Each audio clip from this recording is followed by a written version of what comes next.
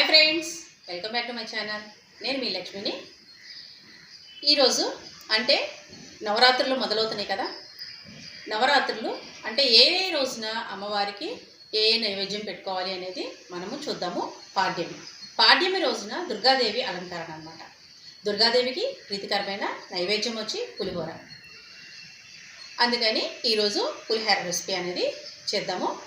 అంతకంటే ముందుగా మీరు కనుక మన ఛానల్ని ఫస్ట్ టైం చూస్తున్నట్లయితే లైక్ చేయండి, మీ ఫ్రెండ్స్కి మీ రిలేటివ్స్కి షేర్ చేయండి, సబ్స్క్రైబ్ చేయండి, పక్కనే ఉన్న బెల్ ఐకాన్ని ప్రెస్ చేయండి.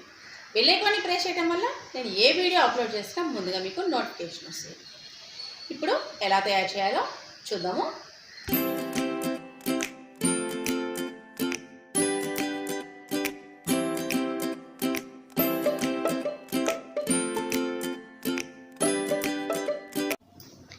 ఇప్పుడు మనము ఎలా చేయాలి అనేది చూద్దాము. నేను 2 కప్స్ రైస్ తీసుకున్నాను అనమాట. ఇప్పుడు ఇది ఈ విధంగా పొడి పొళ్ళాడుతూ అన్నం అనేది వండుకోవాలన్నమాట. ఎప్పుడైనా పులిహోరకి అనేది ఈ విధంగానే ఉండాలి. ఇప్పుడు మనము స్టవ్ మీద ఒక కడాయి పెట్టుకొని అందులో ఒక 3-4 స్పూన్స్ ఆయిల్ యాడ్ చేసుకుందాం. అందులోకి 2 స్పూన్స్ పల్లీలు వేసుకొని ఈ విధంగా ఫ్రై చేసుకోవాలన్నమాట. ఈ 9 రోజులు నైవేద్యాలు చేస్తున్నాను. మీరు మిస్ అవ్వకుండా ఉండాలి అని అంటే నా ఛానల్ని మీరు సబ్స్క్రైబ్ చేయండి. నా వీడియోస్ నచ్చితే లైక్ చేయండి. చూసారు కదా, మనకి ఫ్రై అయిపోయినాయి. ఇప్పుడు మనం ఇందులోకి ఎండుమిరపకాయలు 2 ఈ విధంగా యాడ్ చేసుకోవాలి. వీటిని కూడా కొంచెం ఫ్రై అయ్యే వరకు ఉంచాలన్నమాట. ఆ ఫ్రై అయిన తర్వాత తాలింపు గింజలు ఒక 2 స్పూన్స్ అంటే ఆవాలు, జీలకర్ర, సాయమినపప్పు, పచ్చెనగపప్పు అనమాట. ఇవన్నీ కలిపి ఒక 2 స్పూన్స్ తీసుకున్నాను. ఇవి కూడా చిటపటలాడే వరకు ఈ విధంగా ఉంచాలన్నమాట. చిటపటలాడిన తర్వాత పచ్చిమిర్చి, నేను ఒక 5-6 పచ్చిమిర్చి తీసుకున్నాను.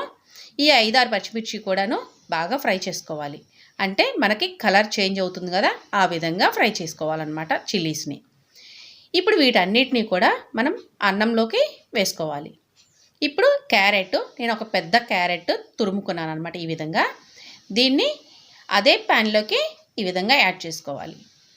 ఇప్పుడు ఈ క్యారెట్ అనేది పచ్చివాసన పోయే వరకు ఫ్రై చేసుకోవాలన్నమాట. చూసారు కదా, ఈ విధంగా పచ్చివాసన పోయే వరకు ఈ విధంగా మీడియం ఫ్లేమ్లో పెట్టుకొని మనము ఈ క్యారెట్ని ఫ్రై చేసుకోవాలి. ఇప్పుడు క్యారెట్ అనేది డీప్ ఫ్రై కాదనమాట, ఈ విధంగా పచ్చివాసన పోయే వరకు ఫ్రై చేసుకుంటే సరిపోతుందన్నమాట. ఈ విధంగా బాగా ఫ్రై అయిపోయింది కదా. ఇప్పుడు ఇది ఈ రైస్లోకి యాడ్ చేసుకుందాం. ఈ విధంగా అందులోకి యాడ్ చేసుకోవాలి.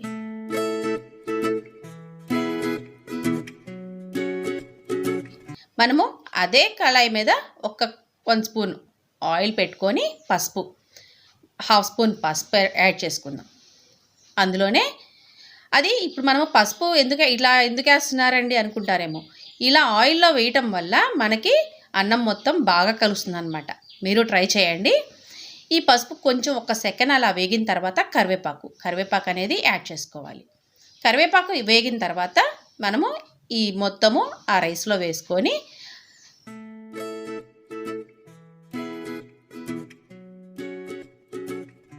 నిమ్మకాయ, అంటే ఒక పెద్ద నిమ్మకాయ తీసుకున్నాను అనమాట నేను. ఆ నిమ్మకాయని ఈ విధంగా రసం తీసుకొని ఇందులో యాడ్ చేసుకున్నాను. రుచికి సరిపడా సాల్ట్ వేసి మనము ఈ రైస్ అంతా బాగా కలుపుకోవాలన్నమాట. చూసారు కదా, ఈ విధంగా బాగా మిక్స్ చేసుకోవాలి.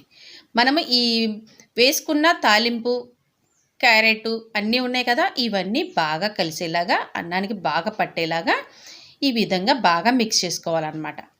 మనకి త్వరగా మిక్స్ అయిపోతుంది అనమాట, ఎందుకంటే వేడి అన్నం మీద మనం వేస్తాం కదా. చూసారు కదా ఎలా ఉందో, చాలా కలర్ఫుల్గా ఉంది కదా. అమ్మవారికి కూడా చాలా ఇష్టమైంది. మన నైవేద్యాలకి చేసుకుంటున్నాం కాబట్టి. చూసారా ఎలా ఉందో. ఇప్పుడు మనం ఇది సర్వింగ్ బౌల్లోకి తీసుకుందాము.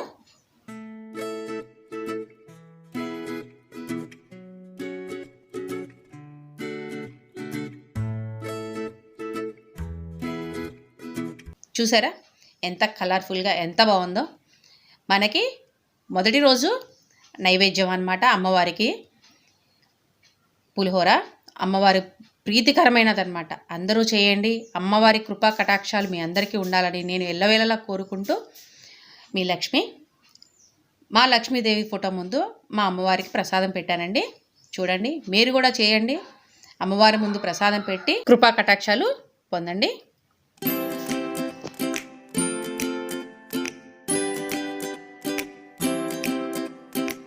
ఎలా ఉంది ఫ్రెండ్స్? వీడియో నచ్చిందా? ఈ వీడియో నచ్చినట్లయితే లైక్ చేయండి, మీ ఫ్రెండ్స్కి మీ రిలేటివ్స్కి షేర్ చేయండి, మీ కామెంట్స్ నాకు తెలియచేయండి. Thank you friends.